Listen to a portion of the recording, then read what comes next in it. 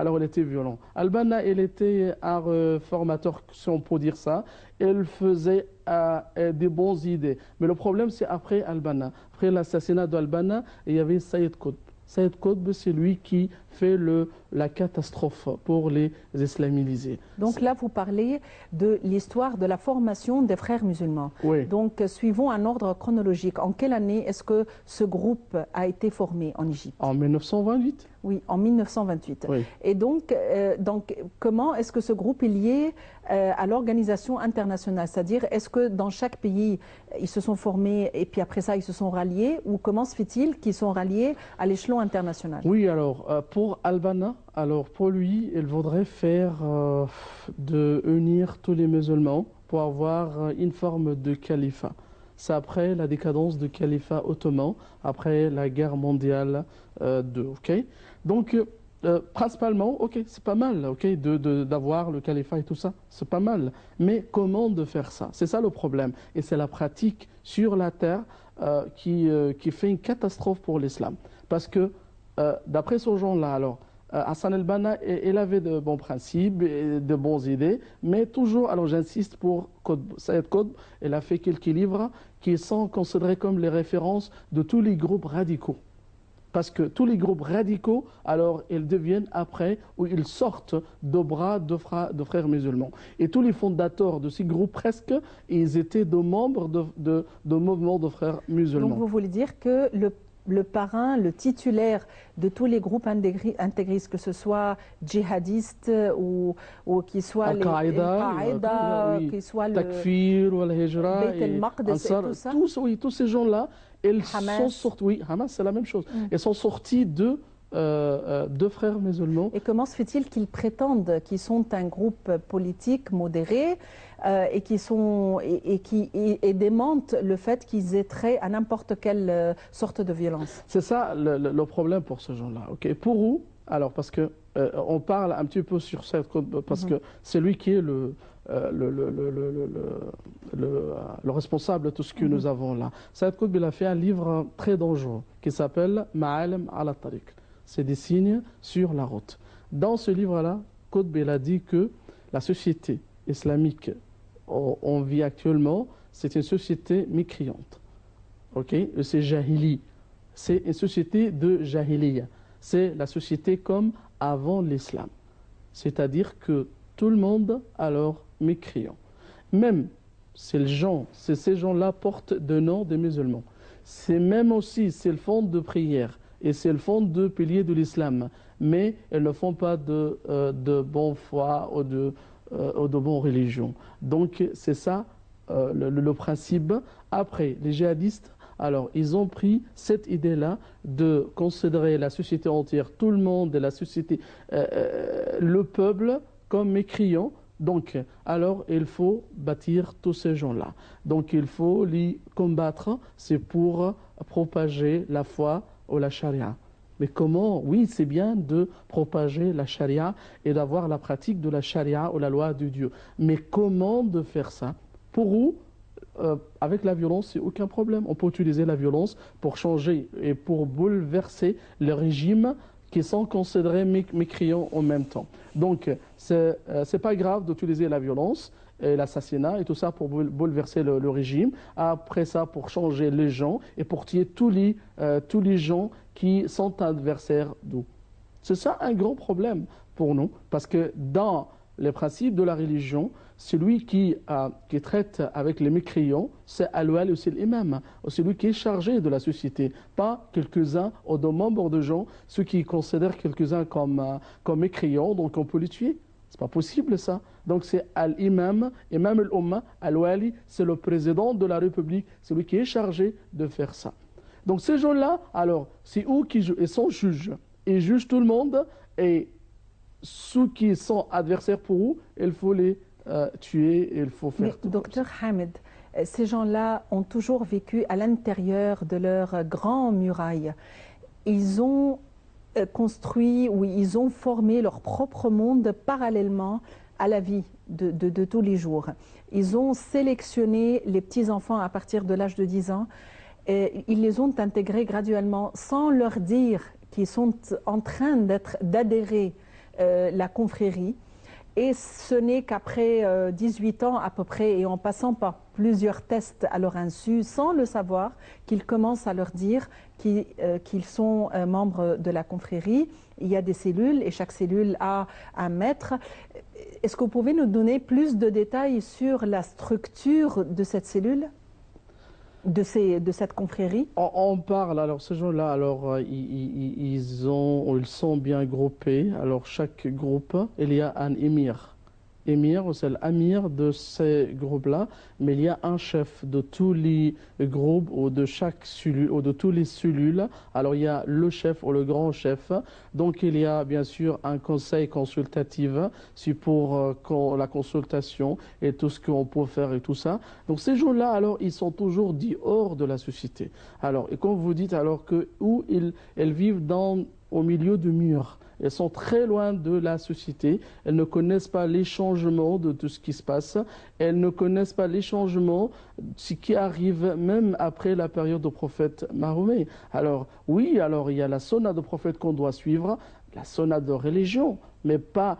Donc il y a des gens qui émitent n'importe quoi de ce qui était à l'époque.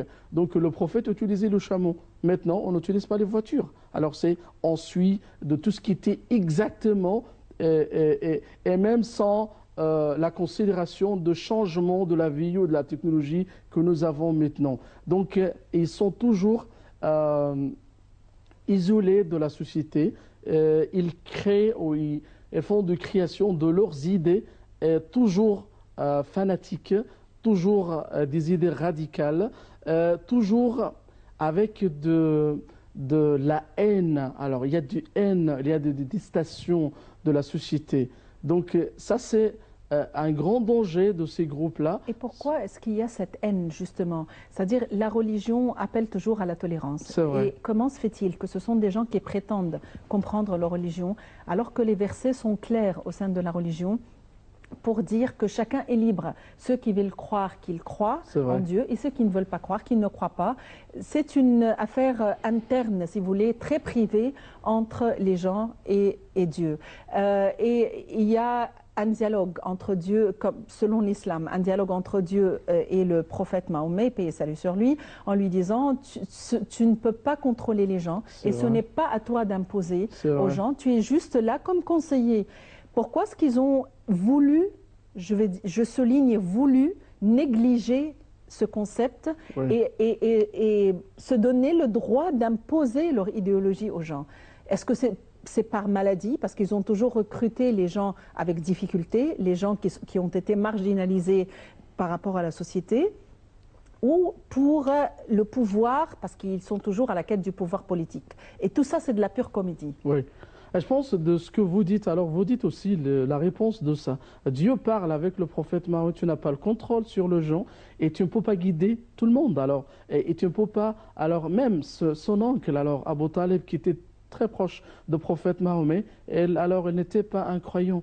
Donc avant de sa mort, et juste pour les derniers moments, avant de sa mort, le prophète Mahomet parle pour lui. Alors oncle, alors dis-moi quelques mots et je peux parler avec Dieu pour toi, pour te guider alors pour le paradis et pour tout ça. Et c'était Abu Lahab juste à côté de lui. Alors il lui dit alors, tu veux changer ta religion? Tu veux changer alors la religion de nos ancêtres et tout ça? Alors son oncle, l'oncle du prophète, il a dit, non, je reste, je reste. Donc c'est comme ça. Même l'oncle du prophète, c'est lui qui était alors un assistant pour lui, c'est lui qui lui donnait toujours le soutien contre les mécréants de Courage et tout ça, et le soutenait toujours. Mais le prophète ne peut pas le guider sur le droit chemin. Donc il n'a pas le contrôle de le guider alors vers le droit chemin. C'est ça le prophète, et c'est avec sa position spéciale, avec son prestige et sa valeur et tout ça. Mais par rapport à ces gens-là, ceux qui alors n'ont pas des valeurs, n'ont pas dit et même aussi de qualité alors religieuse, alors pour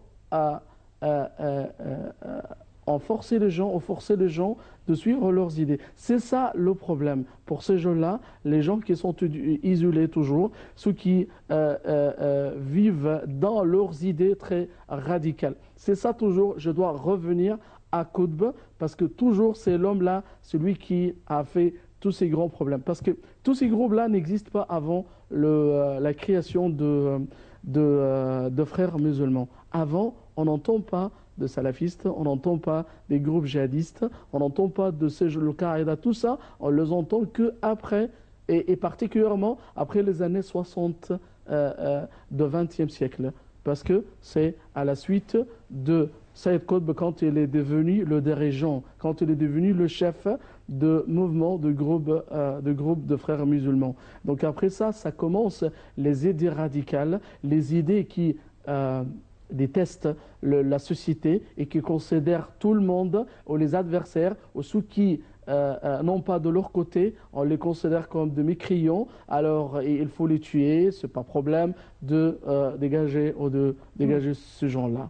Docteur Ismail Hamid, maintenant, vous avez dit que c'est à partir du groupe de la confrérie que les autres groupes ont été formés. Mais comment se fait-il qu'à présent, si nous appliquons ça sur la politique, le parti An-Nour, le parti salafiste, se déclare contre la confrérie? Oui. Alors, je pense que Hizb An-Nour, le parti An-Nour, je pense que c'est le meilleur groupe alors, islamiste. Ceux qui ont des idées très modérées, vraiment. Alors, même au début de la création ou de l'apparition de leur parti, moi, alors, j'avais peur de leur pensée et comment ils peuvent traiter avec la société, avec la politique et tout ça. Mais alors, ça m'aide toujours. Alors, j'ai vu alors beaucoup de points très positifs par rapport au parti An-Nour. Et même, il y avait des problèmes, des disputes entre le parti An-Nour et les régions et les frères musulmans quand Morsi était le président. Vous venez de dire que ça dérive de la confrérie.